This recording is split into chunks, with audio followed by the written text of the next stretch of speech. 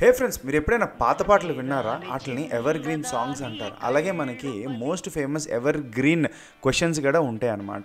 దాంట్లో మొదటగా వచ్చేదే how do you centre a due. ఇది అడిగినప్పుడు చాలామంది ఎలాగో ఆన్సర్ చెప్పేస్తారు. కానీ can you centre a due using 3 different ways అని అడిగినప్పుడు ఏం చెప్తారు? ఆన్సర్ మీరు కమెంట్స్లో పెట్టండి, నేను ఇక్కడ ఆన్సర్ ఇస్తాను. చూడండి, మనం flex method, grid method and absolute methods వాడి 3 డిఫరెంట్ వేస్లో మనం పెట్టచ్చు. అదే ఫ్లెక్స్ మెథడ్ అనుకోండి, సింపుల్గా ఒక క్లాస్ తీసుకొని display flex, justify content center, align item center అని మనం తీసుకుంటే చాలు.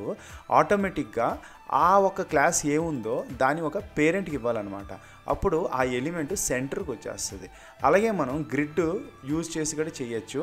అండ్ ఈ క్లాస్ని ఇక్కడున్న పేరెంట్కి ఇస్తే అయిపోతుంది. And just 2 properties, display grid, place item centre. Okay, ఇది ఇస్తే చాలు మనకి ఇది కూడా సెంటర్కి వచ్చేస్తుంది అనమాట. And evergreen solution, okay, పేరెంట్ని పొజిషన్ రిలేటివ్లో పెట్టుకోవాలన్నమాట.